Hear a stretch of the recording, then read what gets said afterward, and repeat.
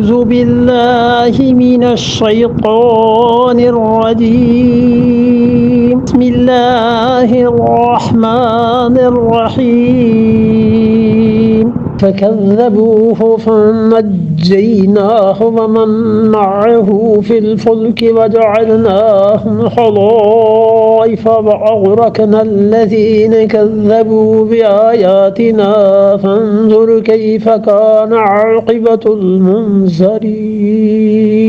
فكذبوه، اور انہوں نے انہیں جھٹلایا، قوم نے نہیں مانا. فنجیناہ، ہم نے اپنے اس بندے کو نجات دی، حضرت نوح علیہ السلام کو. اللہ نے کہا ہے کہ انہیں اللہ نے نجات دی. ومن معہ فی الفلک، اور اللہ نے ان سب کو نجات دی، کشتی والوں کو اور جو ان کے ساتھ اس کشتی میں جو سوار ہو گیا، خدا نے انہیں نجات دے دی. وجعلناہم خلائف، اور ہم نے پھر کیا کیا، انہیں رکھا خلائف، ان کے بعد. خلیفہ کہتے ہیں نا نائب کو، بعد میں آنے والے کو.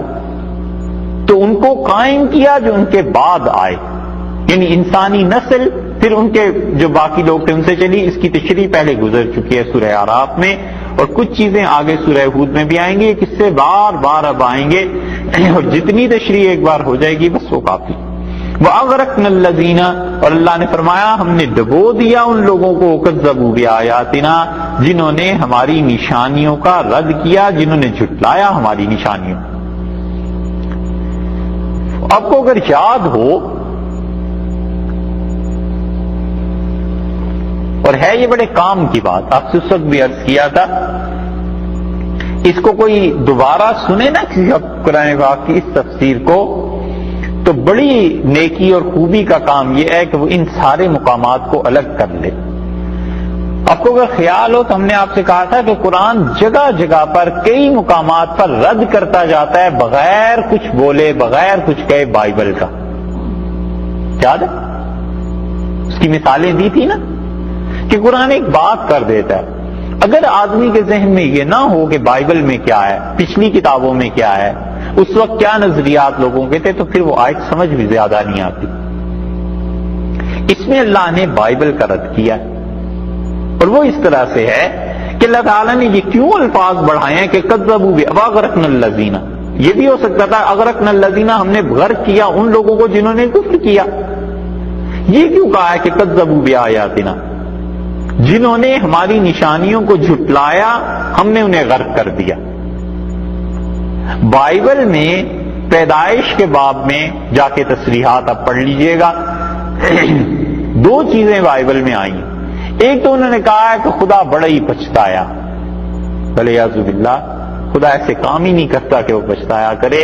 اور اللہ اتنا پچھتایا انسان کو پیدا کر کے کہ اس نے کہا کہ اب میں تباہ کر دوں گا دنیا کو، اور دنیا میں جتنے جانور ہیں اور ہوا میں جو پرندے اڑ رہے ہیں سب کو میں ختم کر دوں گا.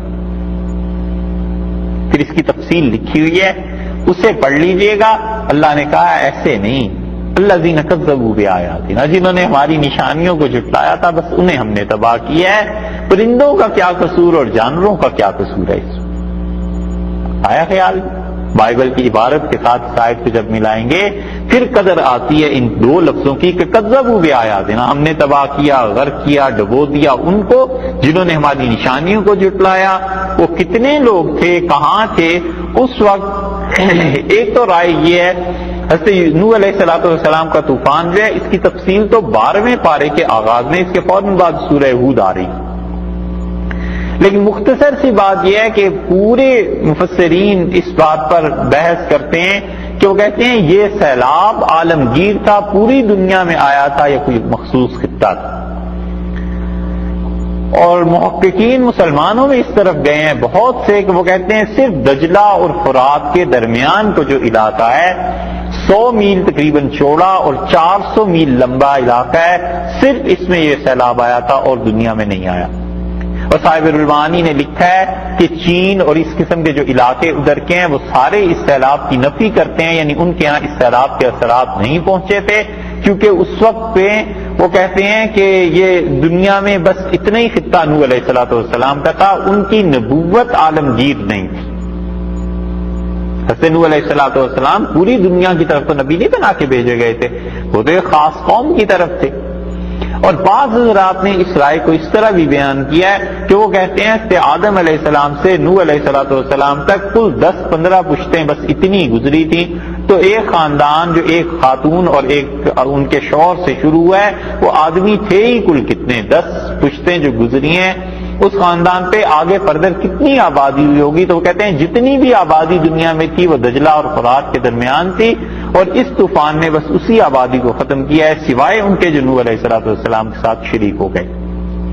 تفصیل آگے اس کی آ جائے گی 12ویں پارے کے آغاز میں اللہ نے پہلا یہ بیان کیا ہے، ارشاد ہے فانظر کیف کان عاقبۃ المنذرین، اور دیکھ پھر ان کا انجام کیا ہوا جن لوگوں کو ڈرایا گیا تھا، ان لوگوں کا انجام کیا ہوا جنہیں ہم نے ڈرایا تھا کہ شرک کو چھوڑ دو وگرنہ تم تباہ ہو جاؤ گے، ان کا انجام پھر یہ کہ خدا کی طرف سے ان پہ گرفت ہو گئی اور وہ لوگ تباہ ہو گئے۔ بس یہ پہلا تفصیلی نمونہ ہے۔ اس کے بعد دوسرا جو ہے یہ اسی آیت کے بعد سے شروع ہو رہا ہے 74 نمبر آیت سے، یہ انشاءاللہ کل کریں۔